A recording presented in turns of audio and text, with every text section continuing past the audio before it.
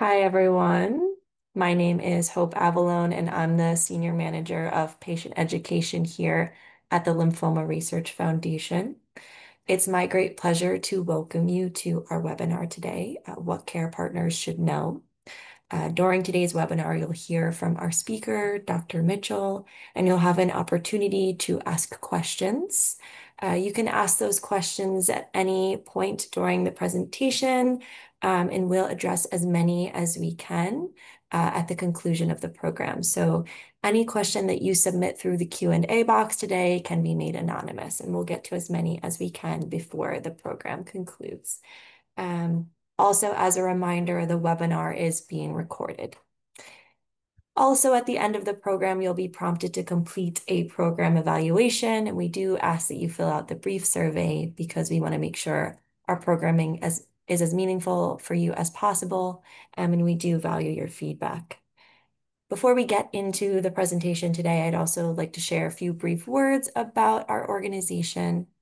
The Lymphoma Research Foundation is the largest nonprofit organization devoted specifically to lymphoma and chronic lymphocytic leukemia.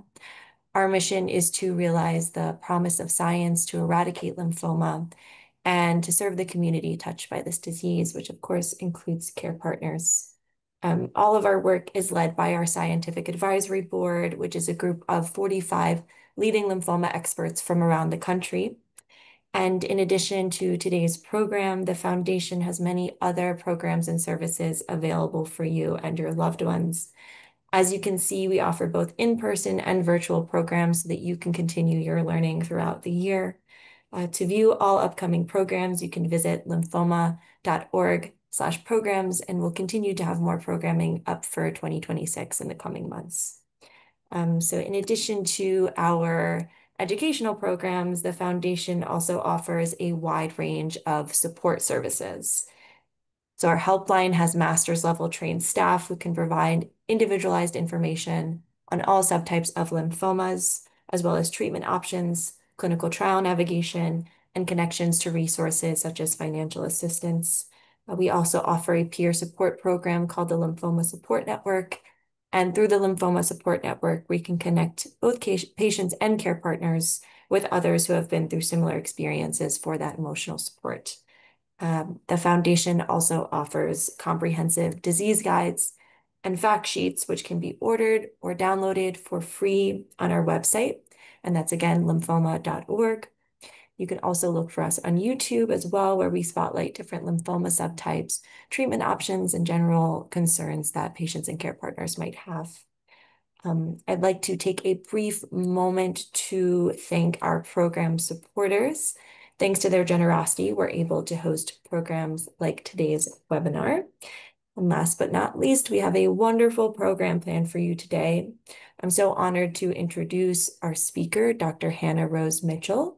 Dr. Mitchell is a clinical psychologist as well as an assistant professor in the Furkhoff Graduate School of Psychology at Yeshiva University. She's also an adjunct clinical assistant professor in the Department of Epidemiology and Population Health at Albert Einstein College of Medicine.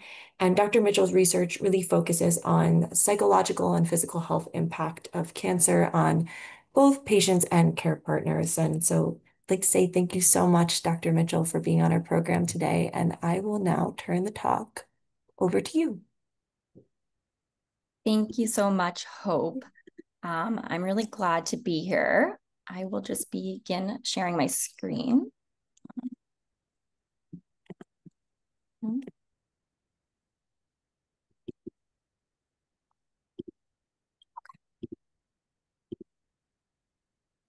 Okay, yeah, so thanks again. And I'm really appreciative to see so many people online today, and also appreciate the Lymphoma Research Foundation for always putting together such important programming.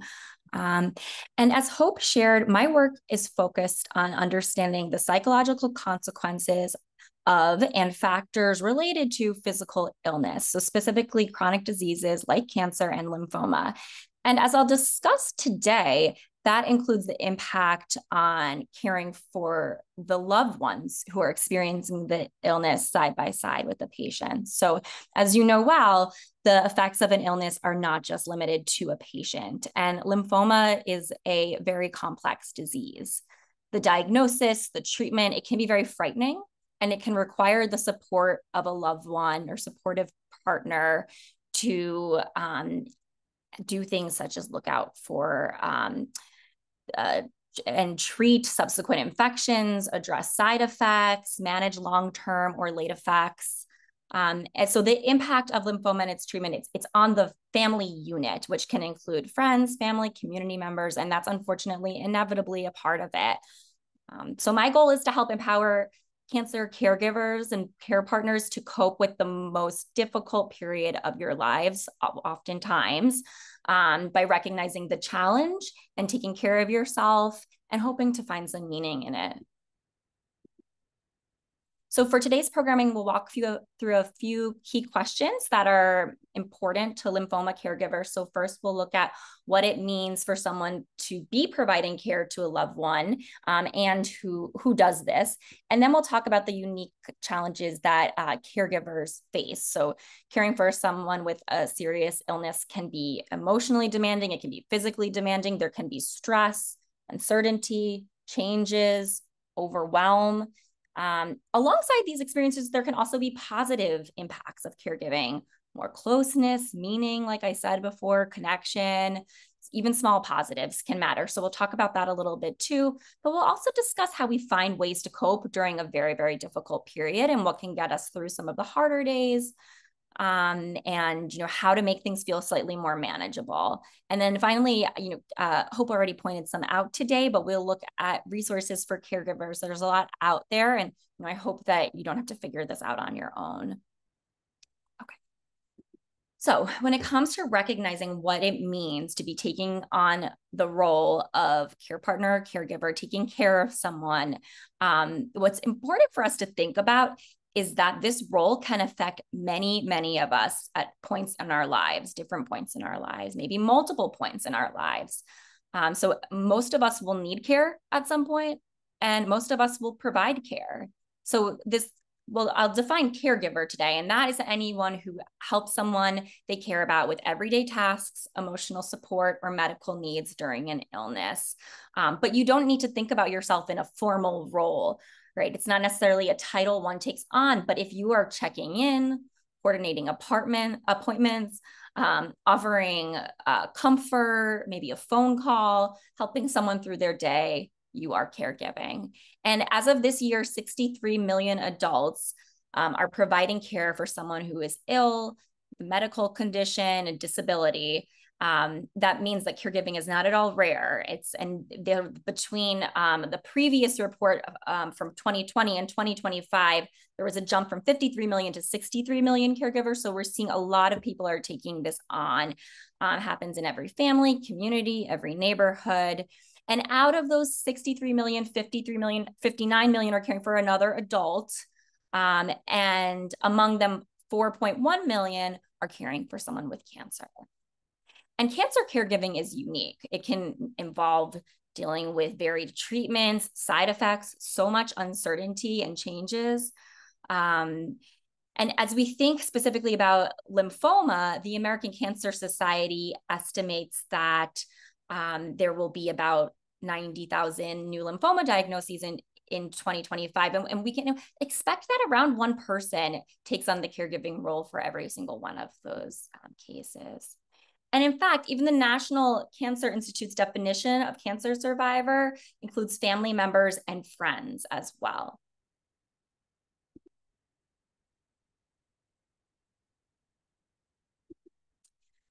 And more people, like I said, over the past several years are taking on this role, and they're taking on more tasks too. So in recent decades, much of medical care has shifted from the hospital to the home. Even follow-up care for stem cell transplant oftentimes can occur in home-based settings.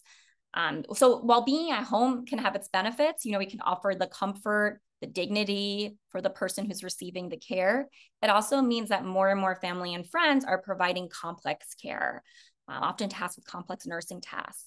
And the National Alliance for Caregiving's 2025 report showed indeed that caregivers report helping with medical tasks, oftentimes nursing tasks for which they perceive being unprepared. So say like, I don't know how to do this, but I'm being asked to do it. Coordinating treatment, managing daily care without adequate training and support.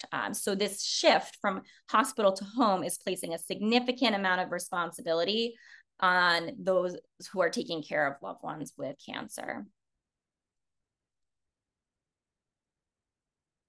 And lymphoma caregiving affects both the self and the loved one with cancer. So it's not just the person, the illness isn't just experienced by the patient, but also the stress associated with caregiving isn't just experienced by the caregiver. So caregiving can change daily routines, emotional balance at home and in ourselves, how we view ourselves, how we view our relationships to the patient. And through this, there can be wonderful things, beautiful things like closeness, shared strength, deep compassion expressed between partners. And at the same time, there can also be stress, fatigue, overwhelm, isolation, and loneliness. And both of those experiences can be true at the same time.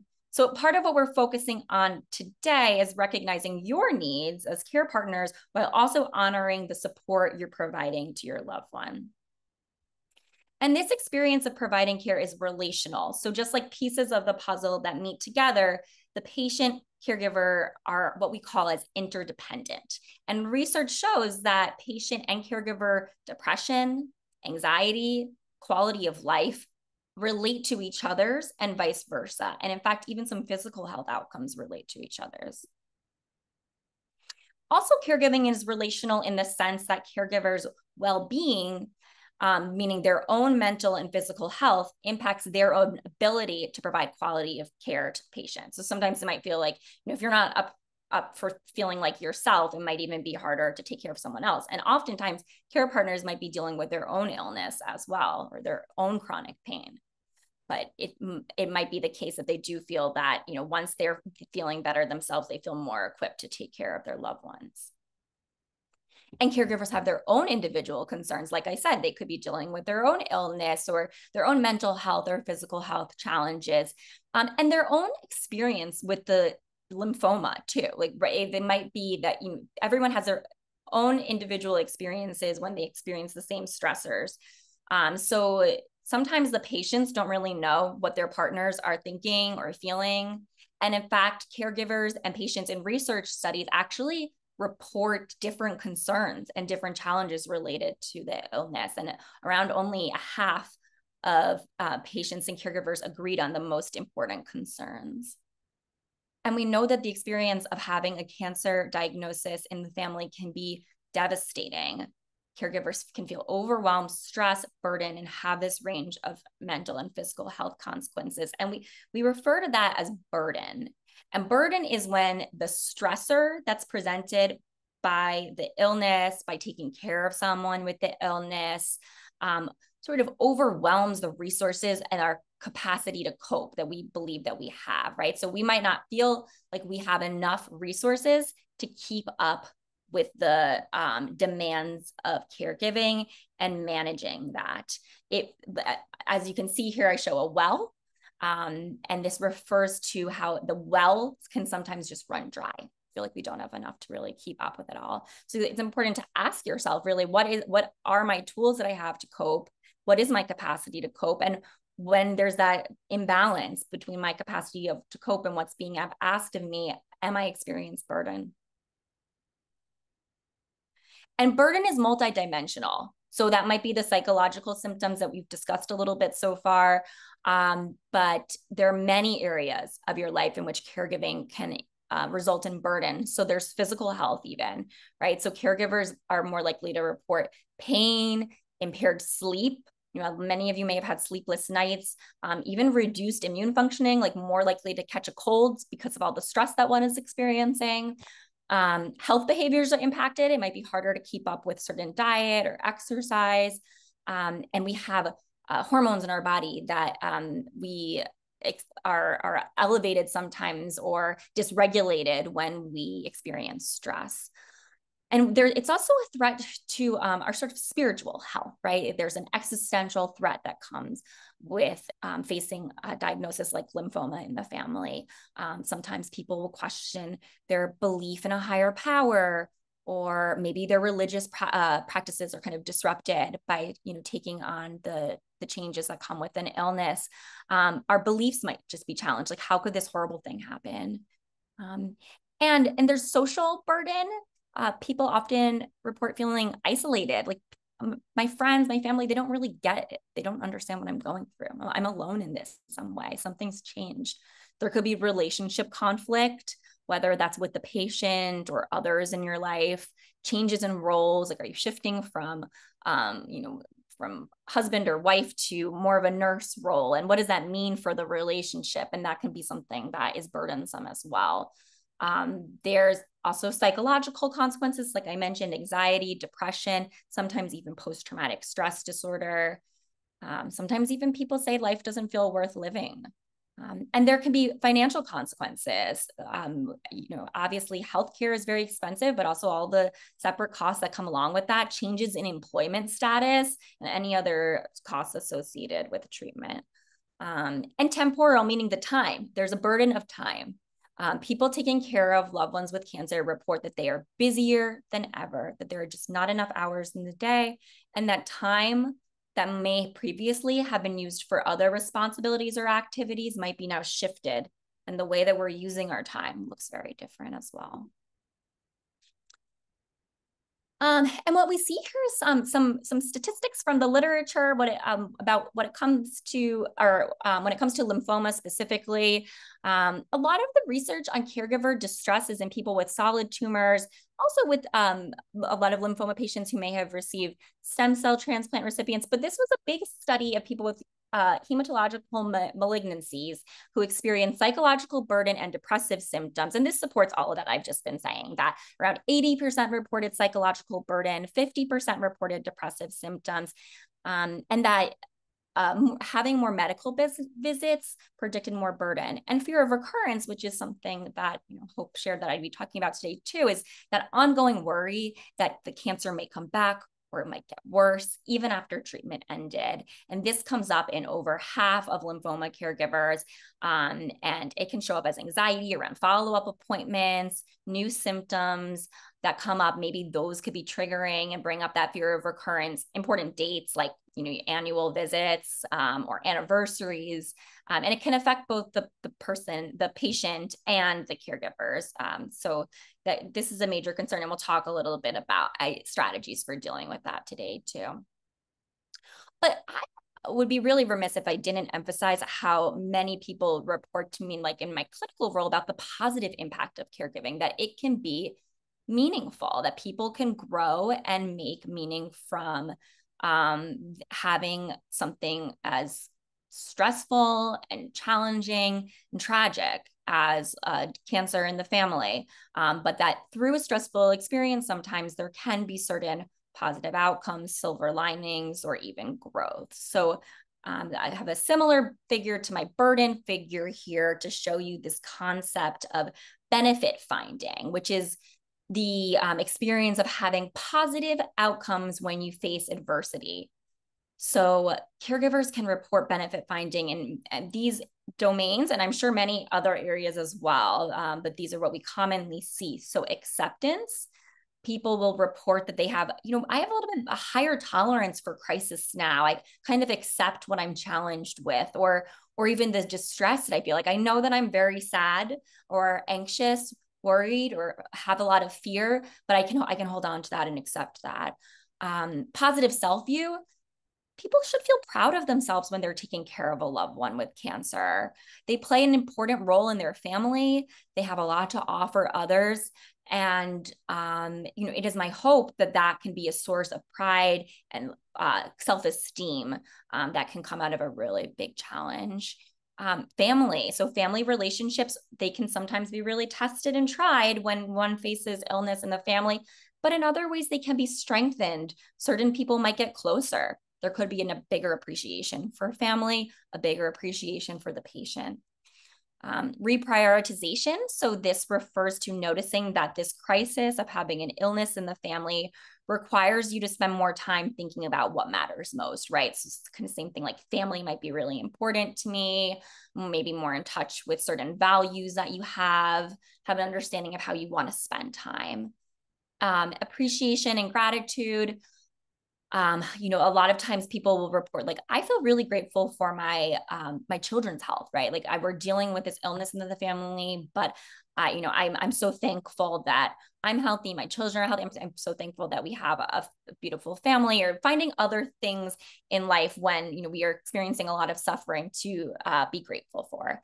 And then finally, empathy. That may be toward the patient. You might be experiencing a lot of empathy towards a patient as you watch them struggle, or towards others, just kind of noticing more enhancement in our feelings of empathy. So check in with yourselves and see, to what extent you might be feeling any of these things, or is there any room to access some of this growth? So let's talk a little bit more about how we can cope with this stress and maximize growth.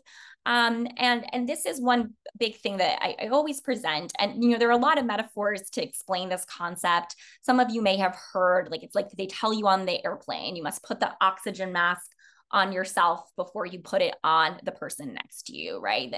So you can breathe so that you can take care of someone else. And I'll use another example of a lifeguard at a swimming pool or an ocean, right? The lifeguard must learn to, and not just learn to, but master swimming, right? Before they can be prepared to jump in the waters and take care of someone else. So in that same light, it's really important that those who are taking care of a loved one with cancer are adequately taking care of themselves to the best of their ability, even during a challenging time.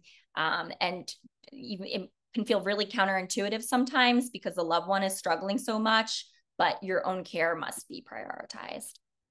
So another way we think about that is really this idea of priorities and setting boundaries and letting some things go. So you also may have heard another metaphor that we're constantly juggling both rubber and glass balls. And glass balls represent the most precious things in life, like family or health. And when we're juggling too many balls, we need to drop some.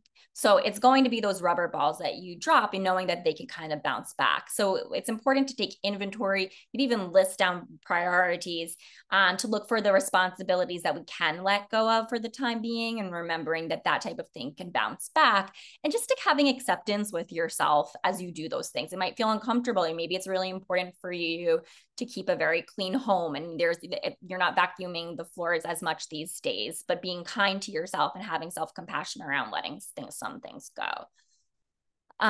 Because when we have so many balls in the air, what can be confusing is that we get this frantic sense that every single thing is a glass ball, and it creates a lot of stress. Everything's coming at us from all different directions, and we don't really have that chance to think about what we need to prioritize in terms of catching the glass ball. So it's important to really think about what it is that you can let go of, and even just writing down priorities. What's less urgent, what's less important, what's more urgent, and what's more important. And this is a big one. We hear the term self-care a lot, but oftentimes I know it's just so much easier said than done. But I do want to emphasize how important it is to find creative, adaptive, flexible ways to prioritize it when you're dealing with a million other things and an illness like lymphoma that comes with other life demands. And caregivers do need consistent self-care, not just when things feel hard. And that's what I would emphasize, right? Like, rather than using self-care as sort of a tool in a time of crisis, like, I need a break for myself right now because things are so hard, kind of think about getting ahead of yourself, because it's harder to use it in the time of crisis, right? So it's important to just be consistent. Although there are certain times where you might need to especially take a break, pause, and support yourself. And there can be some red flags. So those might include things like when you are noticing that it's harder to just get things done, harder to carry out your responsibility, noticing more irritability or anger even, or frustration, maybe feeling physical exhaustion, like you're getting sick all the time, your pain is flaring up. pulling away from healthy habits or activities, right? Poor health behaviors. Like, are you finding yourself drinking a little bit more? Or are you missing exercises? Things like that. And then, and noticing guilt too. If you feel guilty about it, like I shouldn't be doing this for myself, that probably means that it makes sense for you to do something for yourself at that time. And the other thing I have here is acting into feelings. So this refers to the idea that it should rarely be about waiting to feel like ready to do something, just feel up for the task, feeling ready to do something good for yourself. If we wait to act and to feel it, that moment might never come. So I would recommend that people try to act first and then let those positive feelings follow and flow. So acting into feeling rather than waiting to feel into acting, and scheduling it just like you would an appointment or anything that you would put on your calendar, and being as consistent and acting early and often. So that's what I have here is scheduling it like a medical appointment. Think small, one self-care activity into every day, maybe more on a challenging day, in advance, planning for that in advance, of course. And take a good look at your coping strategies. Like, what are you doing well? Be honest with yourself. What are you doing not so well? I will emphasize again and again, just start small, think small, just anything you could do for yourself, even if it's like, I haven't been making my bed. I want to make my bed. I'm going to paint my nails, as or maybe something like taking a walk or doing some physical activity. Find something that might help make you feel a little better. So then another important skill that can be really, really hard while we're dealing with cancer in the family is building support, asking for social support, asking for help from people. So we know that having more support in our lives is a predictor of less burden, less distress, but it can be really, really hard to access our support networks, especially when we're providing care for someone with cancer. So the way I want you to think about it is learning the skill of asking for help. And asking for help can feel really hard. So it helps to be really clear with yourself first in terms of what you need, being really specific, even if it's something really small. I talk to people a lot who are like, I'm bad at asking for help, but I also just don't even know what it is that I need or what I could ask of someone. So brainstorm a little bit, think about some small thing that you could ask for others, but also maybe offer options, right? People want to help, but they need some direction on how to go about that. You might not feel comfortable asking a specific thing of someone, so you can offer a few different ideas. But importantly, throughout all of this, remember you are worthy of help. You deserve support just as much as the person you care for or anyone else. And coming here today, accessing the resources that Lymphoma Research Foundation has to offer is a great way. It's a great first step of accepting some support. So this is a wordy slide, but I want to talk about fear of recurrence, which I mentioned earlier, which it's very real, but it's very understandable why folks tend to feel fear of recurrence. The goal is it's not to get rid of the fear entirely. We can have fears, and there can be some safety in experiencing fears. The fear doesn't represent the threat itself. But the goal is to balance that fear so that you can still have some quality of life. How can we make space for that fear and sort of try to prevent it from interfering with life as much as possible? Certain moments might bring up the fear of recurrence. So I mentioned earlier, follow-up visits, annual appointments, anniversaries, maybe a loved one tells you that they've been diagnosed. I've heard that has been very triggering to some patients and caregivers I've worked with. Maybe even like the patient experiences a minor illness or some symptoms that can feel very threatening.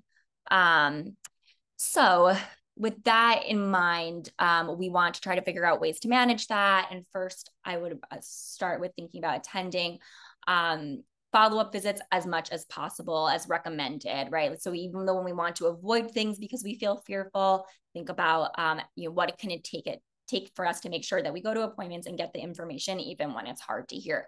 You don't need to be thinking about it in advance of the appointments, and sometimes distraction, excuse me, can be a really good tool for dealing with those jitters that might come up before an important scan. or as what we sometimes call scanxiety. But being on top of appointments can be informative and comforting. Talk about it. You can talk about it with your loved one, with the patient.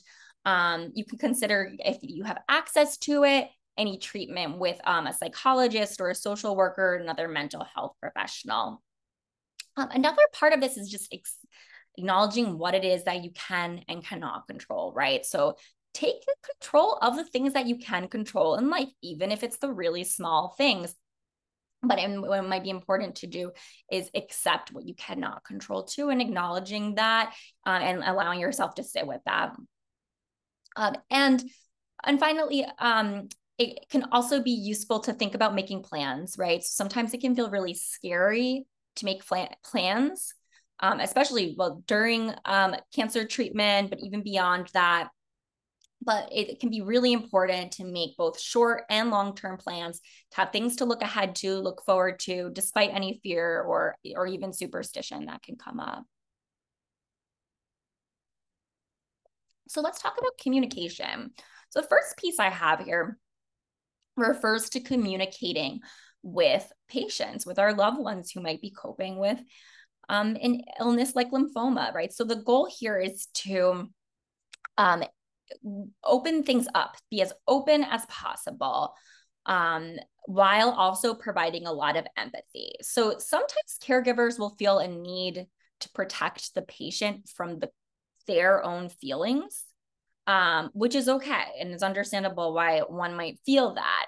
But it's also important to have some type of outlook for expressing what it is that we are feeling. And it's also important to be as transparent as we possibly can, with the caveat that we might feel like somewhat protective of the patient. So pay attention to that, how that's coming up for you. Another thing that we see a lot is that you and your loved ones might see things differently when it comes to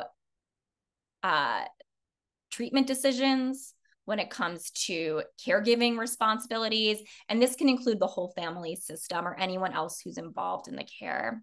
So I encourage you to really acknowledge this and discuss any differences among family members and between you and the patient, or between you and the caregiver. Family meetings, right? That might sound like when would we find time to do that, or that's kind of silly, but I find that people do find it really helpful to set aside some time to talk about with their family about what's going on, plans, how they're feeling about things, discussing treatment decisions that oftentimes are thrown at you among many other life stressors. And it's important to sort of take some time to reserve discussing those things with the people who matter in those choices. So expressing needs, expressing feelings, right? So caregiving is an act of love. So it tells you a lot on its own, right? Just in your behaviors, your action, caregivers are expressing a lot. But for many people, it can be important to, express needs with words too. And that can go a long way. And some people might want to hear words, right? So just take a minute to think, when was the last time I expressed gratitude? What is it that family members can maybe put in place to try to express gratitude for each other? And when you think about using words to express emotions, I would encourage you to use I statements, right? So expressing emotions with a statement like, I feel like I could benefit from a break. It's not necessarily a gratitude statement, but it's expressing a need, or say I really appreciate the way that you helped me. So we can use I statements to express how we're feeling from our own perspective. Communicating with providers is a big one. So according to research, caregivers often feel left out of the medical conversation. They report that, right? So this study of lymphoma patients and caregivers, many of them felt disconnected from the care team. Most actually felt disconnected from their care team due to a lack of communication. They also shared that they didn't receive enough information about the diagnosis, about the treatment, about research opportunities, nor about survivorship care planning. That type of uncertainty can be very anxiety provoking, and in fact can even fuel fear. So at the same time, when caregivers did have strong social support, they were able to cope with that type of fear by fostering relationships with their care teams, right? Developing relationships with the healthcare providers. But importantly here, I have that some caregivers felt completely ignored by clinicians. And we find that far too often are caregivers not really recognized as part of the unit of care and sometimes left out of decisions, conversations, and not considered despite their really oftentimes tremendous role. So since many of you play a vital role in supporting someone, maybe attending visits, managing treatments, coordinating care, this communication will be an important tool. But this goes beyond just communication, and it's a lot about this is about advocacy, advocating for the patient. So the goal is to be heard and engaged effectively by the care team. Again, only so much you can control. The healthcare providers are not always going to necessarily be responsive in every way, unfortunately, but we will do whatever we can, to control what we can do and to work on optimizing communication. So a helpful first step would be making sure that the care team can actually legally share information with you, right? So this means like asking your loved one to sign a HIPAA release or an authorization to release information to you as the patient or as the care partner. Also, make sure that the team knows who you are and the role that you play, especially if you aren't at every appointment. And increasingly, there's been actually like some legislation that, the push is to have caregivers documented in patient charts so that, we know who is involved in that unit of care. So it might be important to like ask your medical team about that. Like, is there a place to document that I am more than just an emergency contact, but a caregiver too? So even if you aren't at every appointment, and that's something I want to emphasize too, is that you don't even need to be, in the same state to be providing care. So your involvement matters, and it's going to be important to communicate in an assertive, clear, concise way. Think about keeping your questions and statements clear and direct. And if you find that that's hard to do, try writing these things down before you go or practicing them, doing like a role play even like with a loved one or friend before meeting with a provider.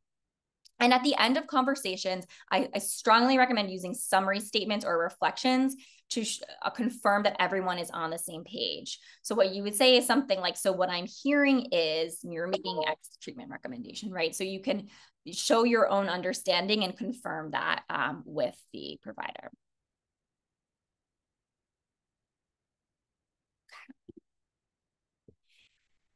So if you can't be at every appointment, like I said, you can still be involved. And another way to think about going about that is asking to be phoned in, right? Like you could be included even when you're on the go, or ask if the patient can take a audio recording of what the provider is sharing with them. And when you are there, come prepared. You can bring a notebook, a list of questions, list of medications, list of providers, and this can help you really make the most of your time. Another piece here is focusing on the concerns that the provider can actually address, right? So think about like the questions that you have and who you're targeting with those questions, right? Like if we are realizing like we need a little more emotional support, maybe there's a social worker available who can help with that. And don't be afraid to ask the same question again for clarity. I find this comes up a lot. The doctors are often very busy in a rush. If you're very polite or maybe like very self-aware about asking questions, it can be challenging, but ask the questions. If you need to ask it 5 times, this is important. This is your advocacy. So be prepared to ask the question until the answer is clear to you. And some, like, just remember, it might take that repetition to get that clear answer, and that's okay. Okay, so moving forward, I want to share some resources that are accessible to all of you. Like I said, today I'm speaking for 45 minutes. I'll take some time to answer some questions, but I don't want you to be alone in this. And of course, the Lymphoma Research Foundation has a lot of programs, webinars, peer support services that can be really helpful. Some other caregiver specific services and organizations include the National Alliance for Caregiving, which has a lot of the information that I shared today, and they do a lot of advocacy for caregivers.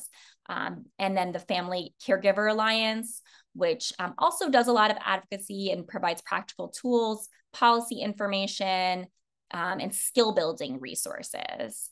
Cancer Care is an organization many of you may be familiar with. The services are also for patients as well as partners and families. They offer free counseling, support groups, educational workshops. They also can sometimes offer financial assistance for people affected by cancer and their family members. Another thing to keep in mind is that hospitals might have in-hospital support programs, maybe even a caregiver-focused clinics at some larger comprehensive cancer centers, or social workers who are willing to talk to family members, nurse navigators, and oftentimes caregiver support specialists. So it's very worthwhile to ask about these things at the site where you are specifically receiving care. So I would encourage you all to ask your team about what supports are available for both patient and family. And then there are also some guides and tools publicly available, like this resource guide through the American Cancer Society. I did want to highlight this one. So this has been developed as a toolkit for caregivers to help understand the caregiver role and feel more prepared in taking that on, answering frequently asked questions, presenting tools for things like communicating with the patient. A lot of what I discussed today, like self-care. So it includes these practical guidance, for dealing with the cancer itself. So managing symptoms, managing medications, how are we taking on daily care, and what are some tips for that? Tips for communicating with the healthcare team, like we discussed, support for coping with stress and emotions. There's some worksheets in there and checklists to stay organized, information on where to find additional help and support. So I have these screenshots here, but you can access it through the American Cancer Society at cancer.org/caregivers, or you can search the American Cancer Society Caregiver Resource Guide in Google. So again, that's cancer.org/caregivers, or just search for this American Cancer Society Resource Guide, which is this publicly available tool for patients and family members who are taking care of them. So I will stop my talk here. I hope this was helpful. I'm happy to answer questions. I know I went a little quickly through some sections, so happy to clarify as much as possible or talk about whatever will be helpful to folks. Thank you so much, Dr. Mitchell. And I just sent the link to that ACS resource in the chat for everyone as well. And like you said, we're going to get into some questions. We have just 2 questions here, but of course, if anyone has any additional questions as we move through these, please do submit them through the Q&A box, and we can get to them before today's program concludes. Okay, so starting off with our first question here. I'm a caregiver for my father, and I'm struggling to figure out how to talk to him about his disease. He doesn't feel very optimistic, and neither do I. Do you have any advice on what to say or how to get him through this tough period? Yeah.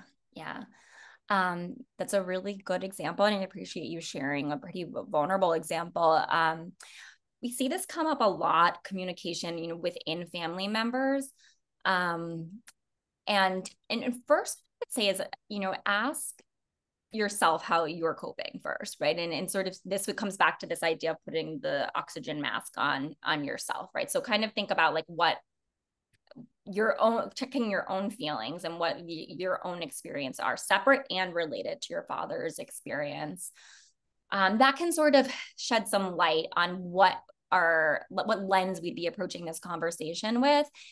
And then, just making space for it, maybe expressing some of your own worries and I am mindful of this idea of like, I want to protect him and not let him know I am concerned or worried in some sense. But sometimes that kind of vulnerability can bring people closer. Every family is different. So, obviously I don't know your father and how he might respond to that type of thing.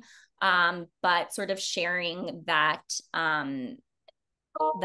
what you are feeling yourself can be really important. I would also think about like this lens that I was describing about meaning making and benefit finding a little bit, and thinking about how you and your father could maybe become closer, or anything that is going well for him during this time. Like, even if you're not optimistic, what is it, like anything that you're admiring in the way that he's dealing with things or coping with it, and maybe expressing to him your recognition of that, appreciation of that, and gratitude. Thank you so much. And the next question here is, do any care partners you work with report issues with employment? And I know you touched on this a little bit, but I'm struggling with how to communicate my situation to my employer, and I'm not sure about what flexibility or support I can ask for.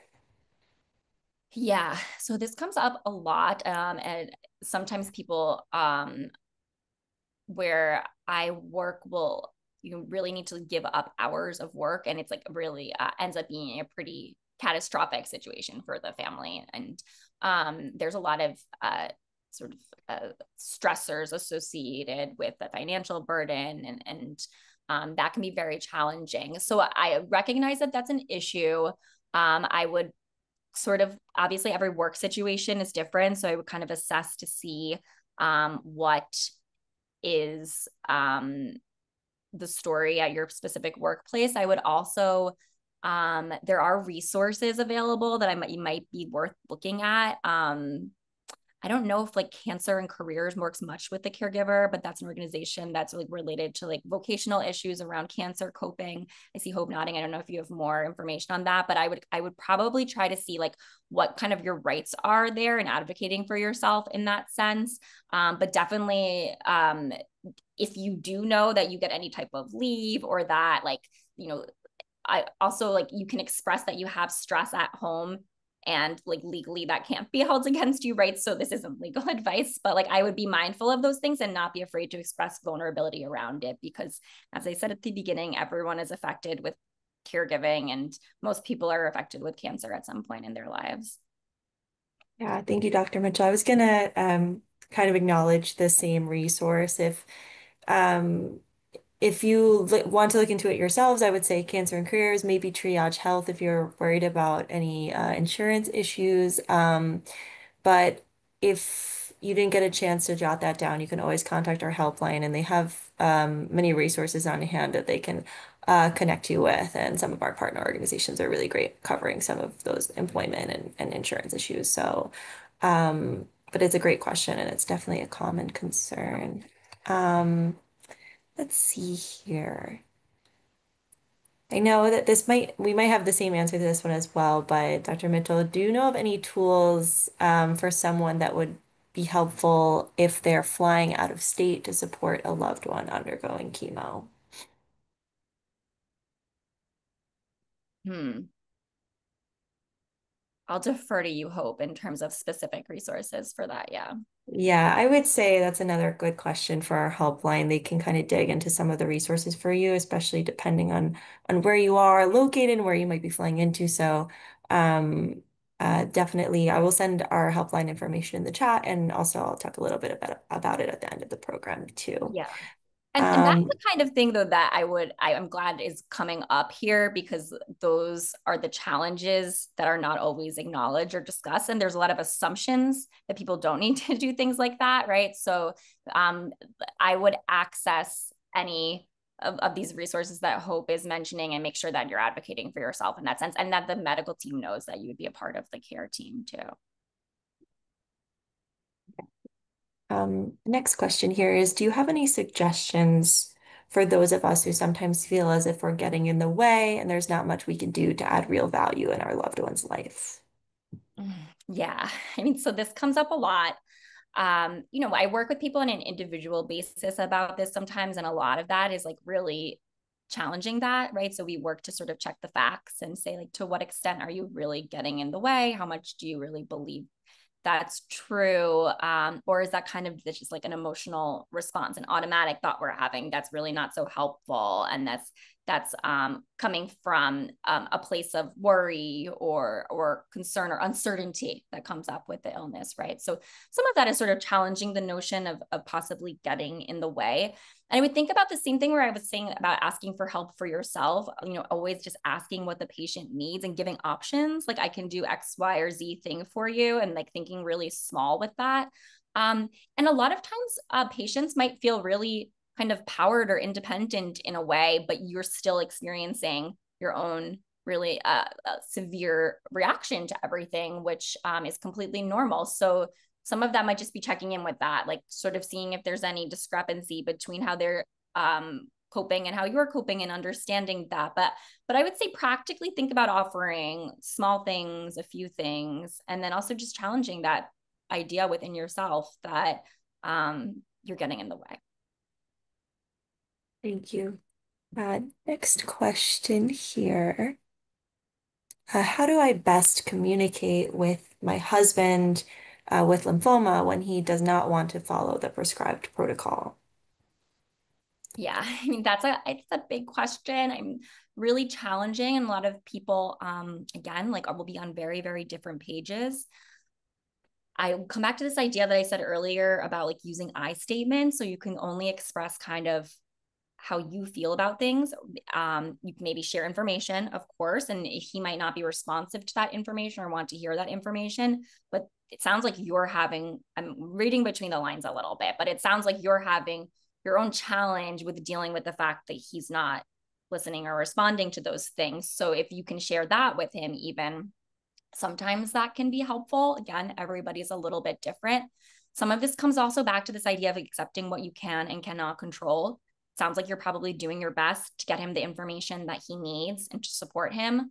But ultimately, if he's making a treatment decision that's beyond your control, a lot of that is going to be sitting with that acknowledgement and the distress that comes with that, because that could be really upsetting. And that's completely understandable why. But, sort of working on understanding that, but finding things that you can control and trying to, really engage in those things to feel a little bit more empowered. That's great advice. Thank you.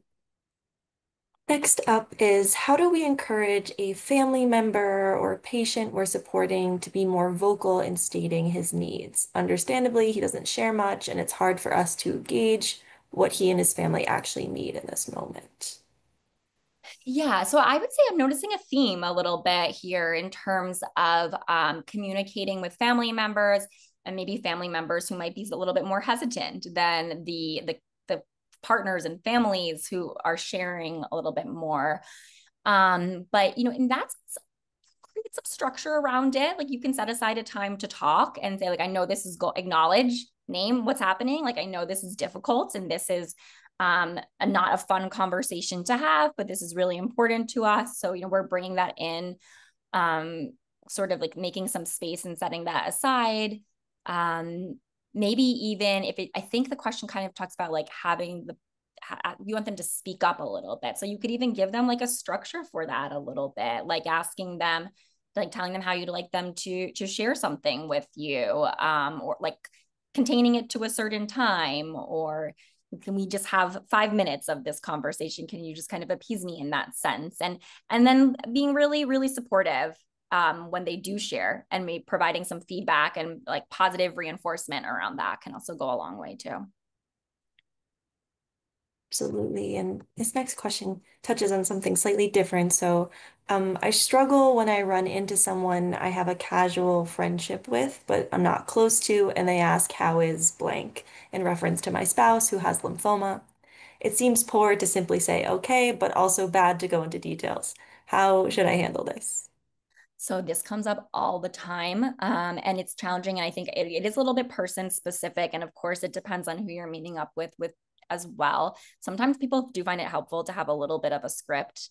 You can say that things are in flux. There's a lot of changes. It's been hard, but it's that now isn't exactly the moment to get into it, and feel like, okay, come expressing that for yourself, right? And just say, like, yeah, and really appreciate, maybe express some gratitude for the person, asking about it, because that seems like the part that you want to appease. Like you want to say like that you do appreciate that they are asking about it, but beyond that, you don't have to share. You can set a little bit of a limit there, and keep things simple. But sometimes I find that people do like to sort of write things down in advance and have like kind of like I said, like a script for addressing those questions. Great. Um, Next question is a little similar to some of the ones we've addressed, but as a caregiver, I want to encourage the patient to stay active, but I don't want to push too hard. How do I strike a balance in helping the patient divert attention from the disease and respecting her choices? Yeah, I mean, I would think here it's going to be hard. Um, and you probably, again, I would pay attention to why, and it feels so important to you because you want to keep them safe. You're worried about her, and you're having your own emotional response, which is completely understandable. But that's kind of for you to manage. And then the other piece is like kind of a gentle encouragement, and I would think about, like I said earlier, with like caregiver self-care, just thinking really starting small. See if you can recommend or make a really small ask for the person to do something to take care of herself, so that you can build from there. Oftentimes, there's so many factors. People might be feeling down, depressed. They might feel overwhelmed. They might not feel capable. It might just not be their previous habit, and they might be stuck in their way. Um, but seeing if you can in some way like allow for like a little bit of a small change, and then that can be somewhat incremental. So any recommendation you would make, I would suggest making very, very manageable. Thank you. And as our last question today, it's sort of part of the other side of the conversation. So, as a patient, how do I communicate to my caregivers to remain present with me, not physically present, but to engage with me? Yeah. That's a really important one too. And I'm really glad that we're ending from that perspective. So I think that expressing any gratitude for anything that's going well can always be a really helpful tool. But I would also think about coming back to this idea of asking for social support, which is like the most important thing for anyone really dealing with illness. And just think about asking for what it is that you might need, giving options, keeping it really simple and manageable and giving some options, but expressing, that maybe I have appreciated things you've done for me in the past, even if it's small things. Like I appreciate those things. I have this need now. I would like for some assistance with, and I'll be very grateful if I receive that kind of assistance, and think about this act of expressing gratitude. Thank you so much, Dr. Mitchell, again for your time today and for answering all of these questions. Um, Care partners are an extremely important part of the lymphoma community, and we really celebrate them during National Family Caregivers Month, which is actually in November. And that's why we're having this program today. So also, I want to thank everyone for attending. And I did send some resources in the chat today. Of course, after the program, if you need any of those resources, you can find most of them at lymphoma.org. And if you would like to reach out about any other resources, you can contact our helpline, and that email is at helpline@lymphoma.org. Um, Also, as I mentioned, once this program ends, you'll be prompted to complete a survey, and we would love if you completed it. It's very brief, and it helps us inform future programming. But with that, I hope you all have a great rest of your day, and you as well, Dr. Mitchell. Thanks again. Thank you. Thanks, everyone. Take care. Bye.